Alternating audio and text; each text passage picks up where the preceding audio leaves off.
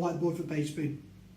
Obvious, along with mobile optimized, Google, I haven't done any tests, but the advanced SEO group that I'm a part of and the content that I've been reading, and I haven't, see, this is the thing about SEOs, right? They'll produce a lot of content, but you got to go and research it.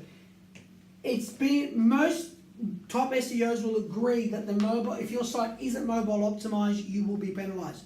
Not because it's a bad thing not to be mobile penalized, but because it's going to bum up the sites that are mobile penalized, mobile optimized, and if you're not, it's going to drop you. So it's not going to give you like a direct hit, but it's going to be more indirect. And it's just going to be a cross against your website. But it's got to be responsive for user experience as well, guys. Not just only about SEO.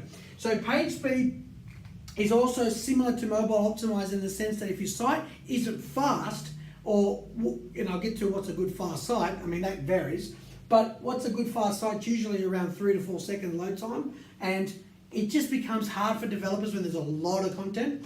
But page speed, if it's slow, like if your page speed is something really terrible, 10 seconds, 15 seconds, or whatever the case may be.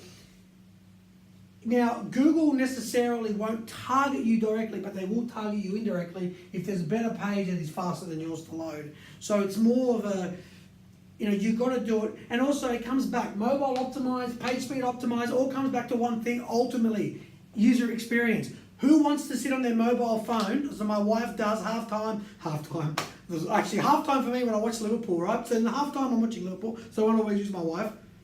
And I want to browse what's happening in another game, so I go to Google and I type in, Manchester United, Arsenal. That page loading up slow, what's the first thing I'm going to do if it doesn't load up in 1 second? And we're all a little bit impatient, right? Let's be honest.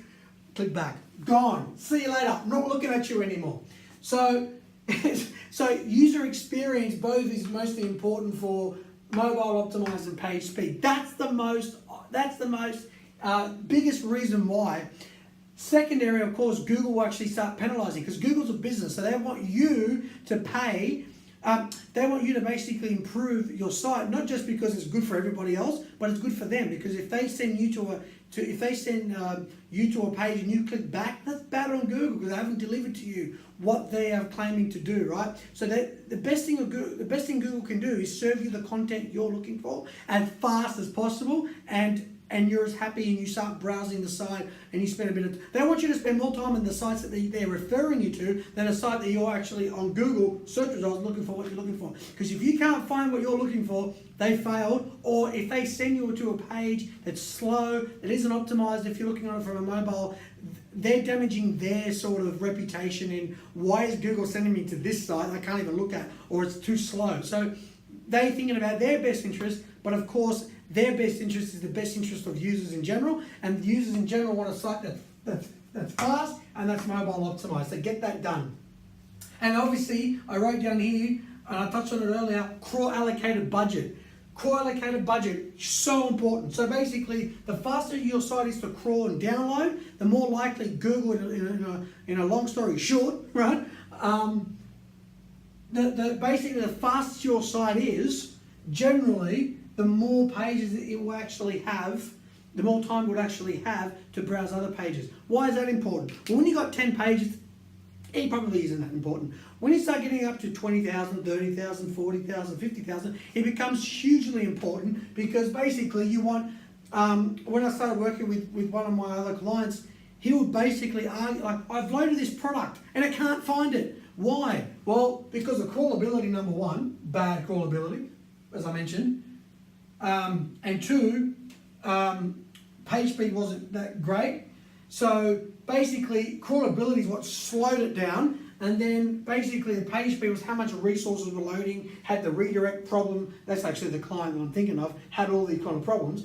But then if you've got 50,000 pages, 1 second difference may mean your website gets crawled in one visit by Google 20 or 30% more. So if you've got products that you're adding to the website and you're changing things all the time and your website is huge, that can be the difference of someone going to Google and typing in red shoe and seeing your link and seeing your listing as opposed to not seeing it because they don't even know you got it and they don't even have time to get to it. So it's very, very important. Page speed is good, and crawlability and page speed they sort of do go hand in hand, but people don't usually talk to them in the same way, in the same context. Guys, if you enjoyed it, thumbs up, comment, subscribe, whatever you got to do. I'll appreciate it one way or the other.